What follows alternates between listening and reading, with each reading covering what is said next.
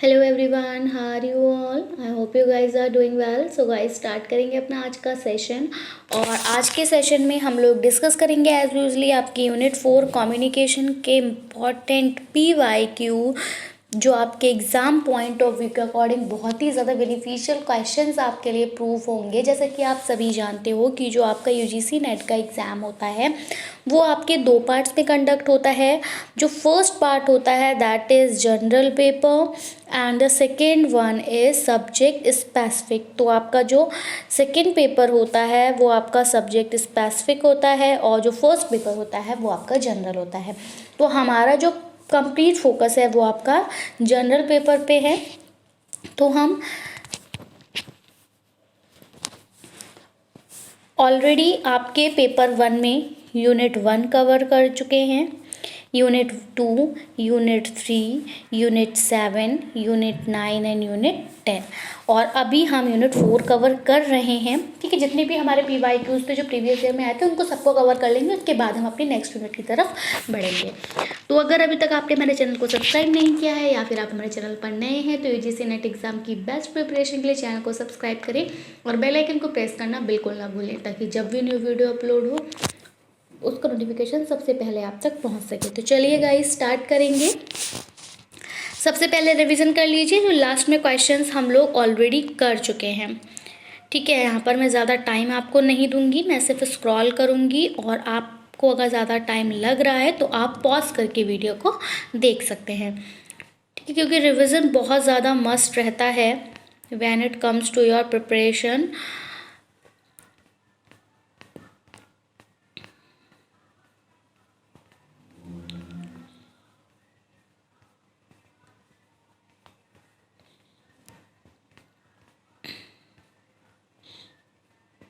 When we didn't revise anything, then the work which we already have studied has undergone into our unconscious state of mind.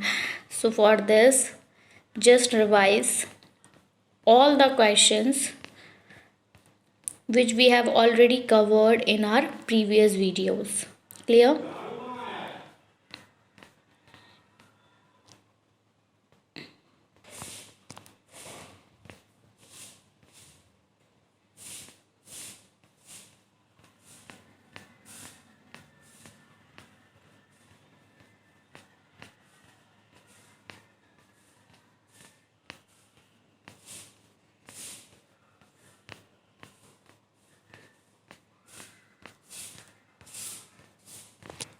Okay, so let's start.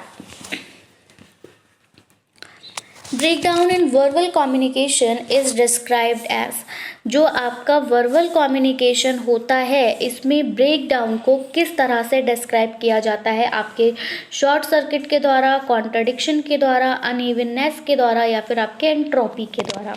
Okay, सो जो correct answer हमारा यहाँ पर जाएगा, verbal communication के breakdown को क्या कहा जाता है? अनइवननेस कहा जाता है। क्या कहा जाता है? अनइवननेस कहा जाता है। मतलब जो भी कुछ बोला जा रहा है उसमें अगर क्या हो, स्टॉपेज आ जाए, ठीक है, या फिर जो भी आपके आइडियाज़ हैं, थॉट्स हैं, उनको बीच में से तोड़ दिया जाए तो वो कैसे हो जाएंगे? अनइवन हो जाएंगे ना। मैं अभी यहाँ पर एक क्लियरली लाइन बोल रही हूँ कि हाँ, ब्रेक डाउन जो है वर्बल कम्युनिकेशन में उसको क्या कहा जाता है। मैं यही बोल दूँ, ये इसको मैं चेंज करके ऐसे बोलने लगूँ कि ब्रेक डाउन क्या कहा जाता है? कम्युनिकेशन। अब क्या कम्युनिकेशन में नहीं बोला मैंने, वर्बल कम्युनिकेशन नहीं बोला, तो ये क्या हो गई? अनइवननेस हो गई। ठीक है, तो यहाँ पर आपका करेक्ट ऑप्शन चला जाएगा ऑप्शन नंबर सी के साथ। नेक्स्ट है the telephone model of communication was first developed in the area of, जो टेलीफोन मॉडल होता है कम्युनिकेशन का उसको सबसे पहले डेवलप किया गया था किस एरिया में? ठीक है, यानी कि जो हम लोग टेलीफोन के थ्रू अपने आइडियाज़ को एक्सचेंज करते हैं, कम्युनिकेट करते हैं, इंटरेक्ट करते हैं, तो वो जो मॉडल था कम्युनिकेशन का वो सबसे पहले किस एरिया में डेवलप हुआ था? टेक्नोलॉजिकल थियोरी में आया था, वो डिस्पर्जन थियोरी में आया था, मिनिमल इफेक्ट्स थियोरी में आया था या फिर इंफॉर्मेशन थियोरी में आया था? ठीक है। तो देखिए जो ये टेलीफोन मॉडल ऑफ कम्युनिकेशन है, इसकी अगर हम बात करें तो ये बिल्कुल टेक्नोलॉजी का एक पार्ट है, बट एट दैट टाइम जब ये फर्स्टली डिस्कवर हुआ था, जब ये फर्स्ट टाइम डेवलप हुआ था, तो ये टेक्नोलॉजी का पार्ट नहीं था। ठीक है, तो ये आपका टेक्नोलॉजिकल थ्योरी के अंतर्गत नहीं आता है। डिस्पर्जन थ्योरी नहीं है। डिस्पर्जन थ्योरी में आपका जो प्रिज्म की तरह जो होता है ना, कि आपको कोई भी एक रे ऑफ लाइट गई और वो आपकी डिस्पर्स हो गई आपके 7 लाइट्स में, जो आपका है विवग्योर, तो ऐसा फोन में तो नहीं होता है ना। तो डिस्पर्जन थ्योरी के अंदर ये आपका नहीं आएगा। मिनिमल इफेक्ट्स थ्योरी, तो यहाँ पर आपको कोई भी फैक्ट्स देखने को नहीं मिलते हैं। जब आप कभी भी टेलीफोन के थ्रू कम्युनिकेट कर रहे होते हैं अपने फ्रेंड से, अपने रिलेटिव से, तो वहाँ पे कोई इफेक्ट्स शो नहीं होते जिस तरह की आपको वीडियोस में इफेक्ट्स शो होते हैं। ठीक है, तो ये आपका मिनिमल इफेक्ट्स थ्योरी के अंतर्गत नहीं आएगा। ये जो करेक्ट आंसर जाएगा यहाँ पर goes with option number D, information theory. Telephone जो मॉडल बनाया गया था उसको इस मद्देनज़र रखते हुए बनाया गया था कि यहाँ से क्या होगा, इन्फॉर्मेशन जो होगी वो क्या होंगी, ट्रांसफ़र होंगी, और इन्फॉर्मेशन जो ट्रांसफ़र होंगी वो कैसे होंगी, फास्टली होंगी। ठीक है, लेटर भेजा जाता था अपनी बात को दूसरे तक पहुंचाने के लिए, जो दूर जगह पर रह रहा है, डिस्टेंस प्लेस पर रह रहा है, उसको अगर कोई बात पहुंचानी है तो किससे पहुंचाई जाती थी, टेलीफोन से पहले लेटर के थ्रू पहुंचाया जाता था। अब ये जो लेटर होता था इसको पोस्ट ऑफिस के थ्रू और आपके पोस्टमैन के थ्रू पहुंचाया जाता था, और ये टाइम ले लेता था। ठीक है, ये मिनिमम आपके 5 to 6 डेज लेता था, और मैक्सिमम तो कितना भी हो सकता है, तो बहुत ज़्यादा टाइम ले लेता था। इन केस अगर मतलब मान लीजिए कि किसी की डेथ हो गई है और उस डेथ का अगर किसी के लिए बताया जा रहा है, मतलब मान लीजिए कि इसकी डेथ हुई है, वो बहुत क्लोज है उस पर्सन की जिसको बताया जा रहा है, तो वहाँ पर क्या होता था कि डेथ भी हो जाती थी और उसके सारे प्रोग्राम जो भी कंडक्ट किए जाते हैं डेथ के बाद वो सब भी हो जाते थे, और तब जाकर लेटर पहुँचता था। तो उसी को ध्यान में रखते हुए ये टेलीफोन मॉडल ऑफ कम्युनिकेशन लाया गया, जिससे कि क्या होता था, इन्फॉर्मेशन जो होती थी वो फास्टली लोगों तक पहुंच जाती थी। अब तो ये डिजिटलाइजेशन हो गया, इसलिए अब हम इसको टेक्नोलॉजिकल थ्योरी बोल सकते हैं, बट एट दैट टाइम ये सिर्फ एक इन्फॉर्मेशन थ्योरी के अंतर्गत आता था। क्लियर, आगे बढ़ेंगे अगले क्वेश्चन की तरफ। And it is users who use media for their own ends are identified as. उपयोगकर्ता जो होते हैं, जो मीडिया का यूज़ करते हैं अपने एंड्स के लिए, उनको क्या कहा जाता है, पैसिव ऑडियंस कहा जाता है, एक्टिव ऑडियंस कहा जाता है, पॉजिटिव ऑडियंस कहा जाता है, या फिर नेगेटिव ऑडियंस कहा जाता है। तो यहाँ पर ऑडियंस की बात हो रही है। ऑडियंस कौन होते हैं, तो जो सुनने वाले होते हैं। ठीक है, तो जो सुनने वाले होते हैं वो आपके ऑडियंस कहलाते हैं। बात आ रही है कि वो यूज़र जो मीडिया का इस्तेमाल अपने एंड्स के लिए करता है। तो जब आप अपने लिए कुछ कर रहे हो, ठीक है, तो जब आप अपने लिए कुछ कर रहे हो, आप इसको ऐसे कनेक्ट करिए। अगर हम बात करें लेजीनेस की, ठीक है, कोई इंसान अगर बहुत ज़्यादा लेज़ी होता है तो यहाँ पर क्या होता है, मैं आपको डेली लाइफ से कनेक्ट करके समझा रही हूँ। जब कोई भी इंसान बहुत ज़्यादा लेज़ी होता है, उसके अंदर बहुत ज़्यादा लेज़ीनेस होती है, तो उस टाइम पर वो क्या करता है कि वो अपने लिए कुछ नहीं करना चाहता। मान लीजिए कि अगर इसने 4 रोटी बनाई, जो ये लेज़ी पर्सन है, इसने अगर 4 रोटी बनाई और इसके यहाँ पर जितने भी फैमिली मेम्बर्स थे, 1 या 2, उन्होंने ये 4 रोटी खा ली। अब इसके लिए एक भी रोटी नहीं बची। इसका मतलब अब इसको दोबारा से अपने लिए रोटी बनानी है। तो अब ये इतना ज़्यादा आलसी, सोच रहा है कौन फिर से रोटी बनाए खाए। तो इसने क्या किया, जो कुछ भी फ्रूट्स रखे थे या फिर बिस्किट नमकीन खा के अपना काम चला लिया। ठीक है, तो अपने लिए इसने कुछ नहीं करा, दोबारा से एफर्ट्स नहीं डाले। तो ये आपका आ जाता है पैसिव ऑडियंस में। तो ये तो पैसिव ऑडियंस नहीं है, क्योंकि ये तो मीडिया का इस्तेमाल अपने एंड्स के लिए कर रहा है। ठीक है, तो पैसिव वाला कट हो जाएगा। पॉजिटिव ऑडियंस, अब ये पॉजिटिव भी नहीं है, क्योंकि ये क्या सोच रहा है, अरे कोई नहीं, एक दिन नहीं खाएंगे तो कुछ हो थोड़ी ना जाएगा। तो ये क्या है, ये इसके पॉजिटिव ऑडियंस, ये पॉजिटिव नहीं, क्योंकि इसकी थिंकिंग यहाँ पर पॉजिटिव नहीं है, तो ये गलत हो जाएगा। नेगेटिव ऑडियंस भी हम इसको नहीं कह सकते, क्योंकि भैया वो ऐसा तो नहीं ना कि नेगेटिव ऑडियंस हम जब कहते जब वो 4 रोटी खुद खा लेता और जो उसके फैमिली मेम्बर्स थे उनको खिलाने के टाइम पर ना बनाता, तो आता नेगेटिव ऑडियंस के अंतर्गत। तो ऐसा यूज़र जो मीडिया का इस्तेमाल अपने एंड्स के लिए करता है उसको कहा जाता है एक्टिव ऑडियंस। क्या कहा जाता है? Active audience.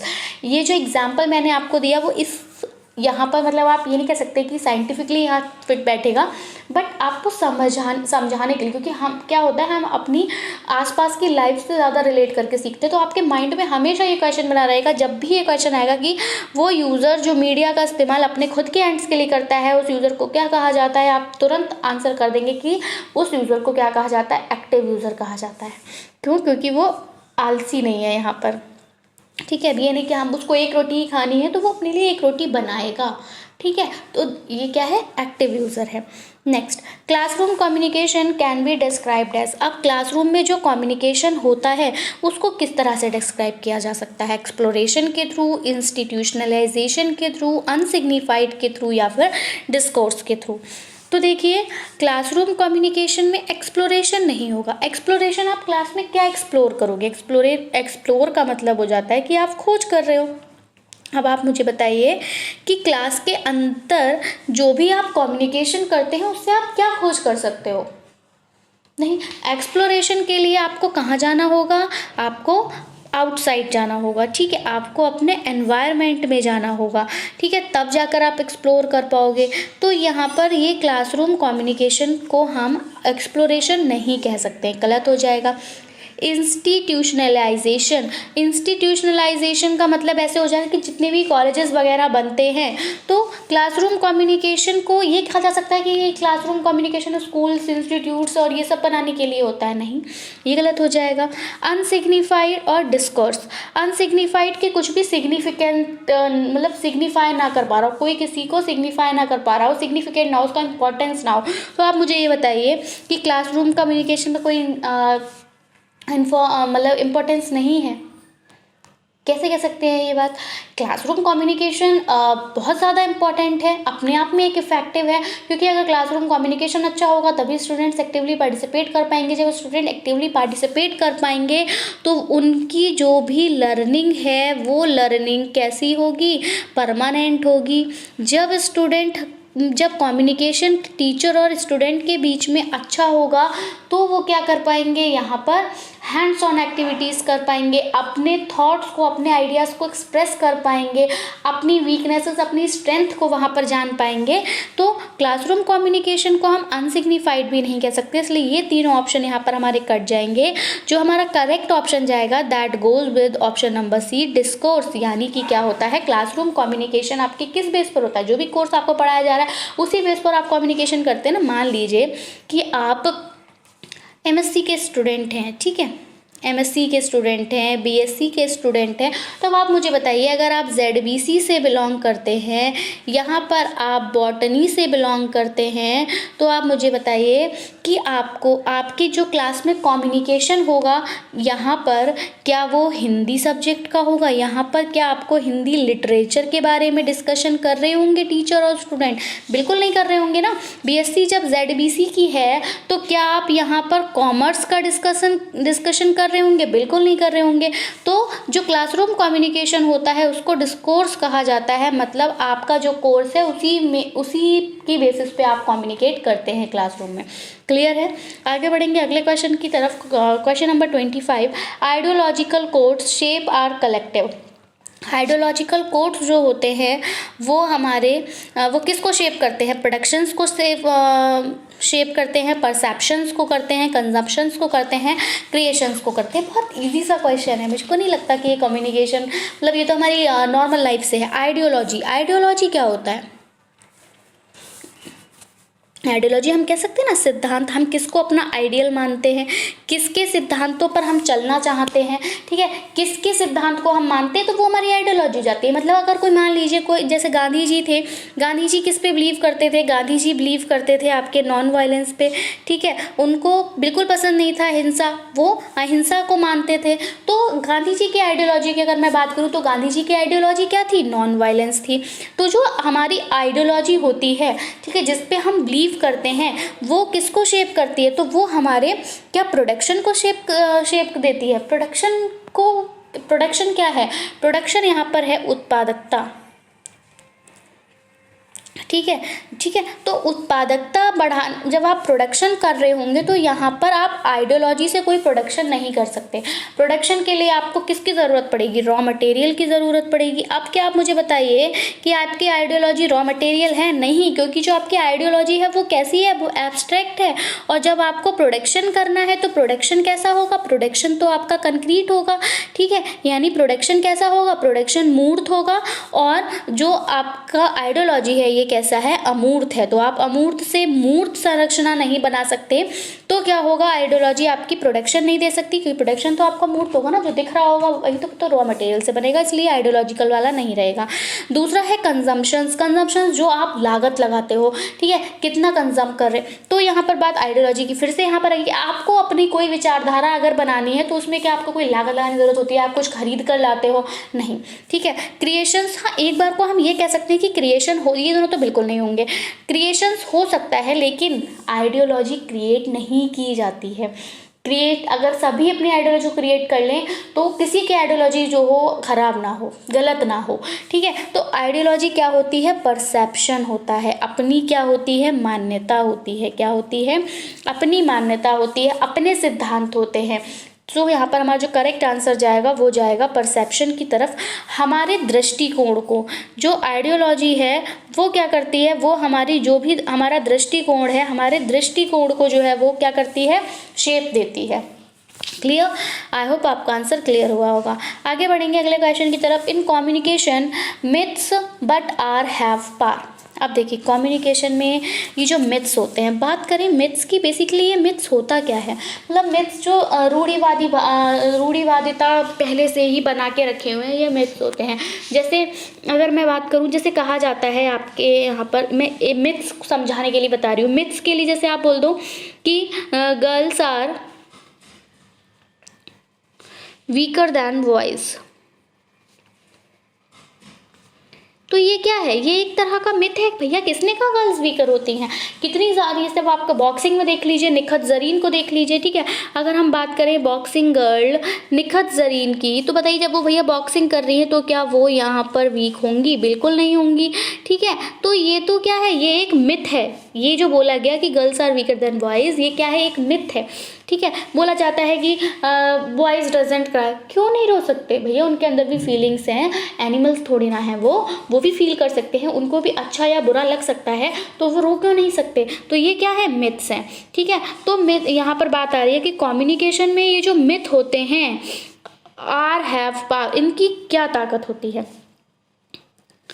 अनकल्चरल होते हैं ये, तो अनकल्चरल तो नहीं कह सकते क्योंकि ये तो हमारी संस्कृति के द्वारा ही बनाए गए होते हैं, ठीक है। ये भगवान ने बनाकर या गॉड ने बनाकर ये मिथ्स नहीं भेजे हैं। गॉड ने नहीं कहा था कि girls are weaker than boys, ये गर्ल्स वीकर होती है बॉयज़ से।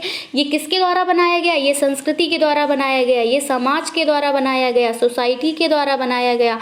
तो हम ये कह सकते हैं कि जो मिथ्स होते हैं ये कल्चरल नहीं, ये अनकल्चरल नहीं होते हैं, ठीक है। नेक्स्ट है आपका इनसिग्निफिकेंट।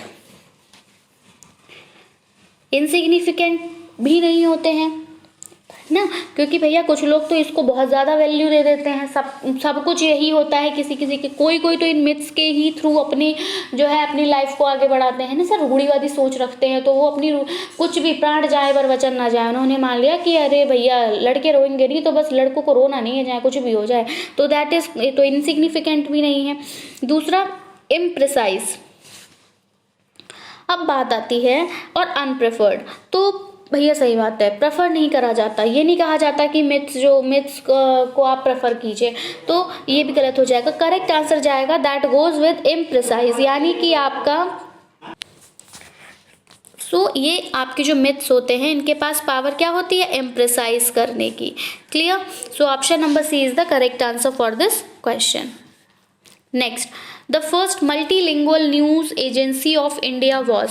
अब जो न्यूज़ एजेंसी थी उसकी जो मल्टीलिंगुअल न्यूज़ एजेंसी थी इंडिया की, वो क्या थी? जो सबसे पहली बहुभाषी कह सकते हो आप एजेंसी थी समाचार की, उसको क्या समाचार कहा गया, एपीआई कहा गया, हिंदुस्तान समाचार कहा गया, या फिर समाचार भारती कहा गया। मतलब अलग अलग भाषाओं में कौन सा यहाँ इनमें से समाचार आपका प्रकाशित हुआ था सबसे पहले। तो सबसे पहले अगर हम बात करें मल्टीलिंगुअल न्यूज एजेंसी की, तो वो थी आपकी हिंदुस्तान समाचार। ये जो हिंदुस्तान समाचार था ये अलग अलग भाषाओं में जो है वो प्रकाशित हुआ था सबसे पहले। ठीक है, next, organisational communication can also be coated with. Organisational communication जो होता है, यानी कि जो संस्था में जो भी कोई कम्युनिकेशन किया जाता है, संस्था में जो इंटरेक्शन होता है, अब संस्था में इंटरेक्शन किसके बीच में होगा, तो भाई संस्था में ऑर्गेनाइजेशन में कौन कौन होंगे, ऑर्गेनाइजेशन में कोई चेयरपर्सन होगा, ठीक है, जिसने बनाया, मतलब संस्थापक होंगे संस्था के, और वहाँ पर आपके मेंबर्स होंगे। ठीक है, तो उनके बीच में जो कम्युनिकेशन होता है उसको आप किसके साथ इक्वेट करेंगे, उसको आप इंट्रापर्सनल कम्युनिकेशन कहेंगे, इंटरपर्सनल कम्युनिकेशन कहेंगे, ग्रुप कम्युनिकेशन कहेंगे, या मास कम्युनिकेशन कहेंगे। तो बात जब ऑर्गेनाइजेशन की आ रही है, ऑर्गेनाइजेशन क्या है, संस्था है। अब आप मेरे को ये बताइए, ये संस्था जो है, ये ऑर्गेनाइजेशन जो है, ये सिर्फ क्या ये ओनली वन पर्सन से फॉर्म हो सकता है, ये संस्था सिर्फ एक पर्सन से मिलकर बन सकती है, उसको हम संस्था कहेंगे अगर सिर्फ एक ही इंसान खोलकर बैठ जाए कोई भी ऑर्गेनाइजेशन?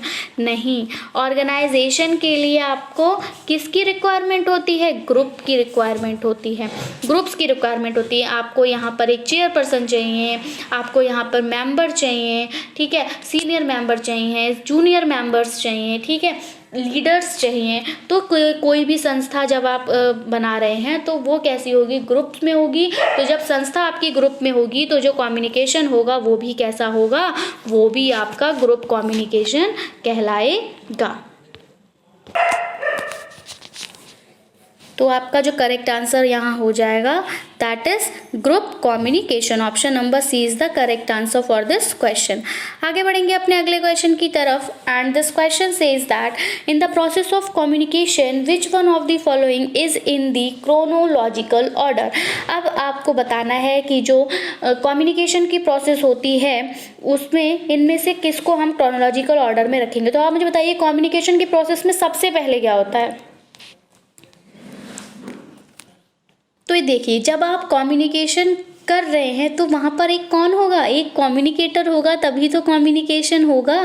तो आप कम्युनिकेटर सबसे पहले होना ज़रूरी है, ठीक है। मैस तो मीडियम होना ज़रूरी नहीं है, मीडियम तो जब आएगा जब पहले आप देखेंगे कि बात करने वाला है कौन, है ना।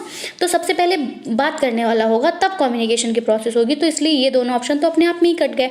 अब बचे हैं ये और ये, अब इनमें से देखना है आपको। तो सबसे पहले कौन होगा, कम्युनिकेटर होगा जिसको बात करनी है। अब जो बात करेगा वो डिसाइड करेगा ना कि उसको क्या बात करनी है। तो क्या बात करनी है तो यानी कि क्या आ जाएगा, मैसेज आ जाएगा, ठीक है। उसके बाद जब वो ये देखेगा कि क्या बात करनी है, उसने मैसेज टाइप कर लिया, अब वो देखेगा कि वो व्हाट्सएप से भेजेगा, टेलीग्राम से भेजेगा, स्नैपचैट से भेजेगा, किससे भेजेगा। अब मैसेज मतलब क्या बात करनी है ये सोचने के बाद अब वो मीडियम देखेगा कि वो टेलीफोन का यूज़ करे, वो ईमेल का यूज़ करे, जीमेल का यूज़ करे, व्हाटएवर। मीडियम जब मिल जाएगा, जब मीडियम के थ्रू वो मैसेज सेंड करेगा, तो जब मीडियम मिल गया, आपने मैसेज सेंड कर दिया, तो अब वो पहुंचेगा रिसीवर के पास। और जब वो रिसीवर के पास पहुंचेगा तो फाइनली अब रिसीवर क्या करेगा, एक्शन लेगा, तो इफेक्ट देखने को मिलेगा। तो यहाँ पर आपका जो करेक्ट ऑप्शन जाएगा वो आपका जाएगा ऑप्शन नंबर सी के साथ। मतलब सबसे पहले कम्युनिकेशन के लिए आपको एक बात करने वाले की ज़रूरत होगी। वो बात करने वाला डिसाइड करेगा कि उसको क्या बात करनी है। तो पहले वो अपना मैसेज नोट मतलब सिलेक्ट करेगा या लिखेगा। उसके बाद अब उस जगह कि इसको किस मीडियम के थ्रू पहुंचाना है, वो उस मीडियम के थ्रू सेंड कर देगा। अब जब वो सेंड हो जाएगा तब वो रिसीवर को मिलेगा, और जब रिसीवर को मिलेगा तब रिसीवर उसको पढ़ेगा, और पढ़ के जो उसकी प्रतिक्रिया रहेगी वो यहाँ पर इफेक्ट के अंतर्गत आ जाएगी, ठीक है। अब हम देखेंगे अपने सेशन का last question and this is communication by a new media such as computers, teleshopping, internet and mobile telephony is termed as. Communication जो न्यू मीडिया के थ्रू किया जाता है, जैसे कि कंप्यूटर्स हो गए, टेलीशॉपिंग हो गई, इंटरनेट हो गया, मोबाइल टेलीफोनी हो गई, उसको क्या कहा जाता है, entertainment, interactive communication, developmental communication या कम्युनिटेरियन। तो एंटरटेनमेंट तो नहीं है। कंप्यूटर्स, टेलीशॉपिंग, इंटरनेट, मूवीज़ वगैरह का इंटरटेनमेंट चलता है, मूवीज़ हो गए आपके, कार्टून्स हो गए, तो ये इंटरटेनमेंट्स के अंतर्गत आते हैं, तो ये तो गलत हो जाएगा। डेवलपमेंट कम्युनिकेशन नहीं है, कुछ नहीं हो रहा है यहाँ से, और कम्युनिटेरियन भी नहीं। करेक्ट आंसर जो है ये क्या है, इंटरेक्टिव है। क्या है, इंटरेक्टिव है। इनके थ्रू आप क्या करते हो, इंटरेक्ट करते हो। क्या करते हो, इंटरेक्ट करते हो। तो ऑप्शन नंबर बी यहाँ पर करेक्ट हो जाएगा। आई होप आपको वीडियो पसंद आया होगा। वीडियो पसंद आया हो तो प्लीज़ इसको लाइक करें, अपने फ्रेंड्स में शेयर करें ताकि उनको भी इसका बेनिफिट मिल सके। And if you have any query you can ask in the comment section. So आज के लिए इतना ही, मिलेंगे हम अपनी एक नई वीडियो के साथ। Till then take care and bye bye. Thanks for watching. Thanks, have a nice day.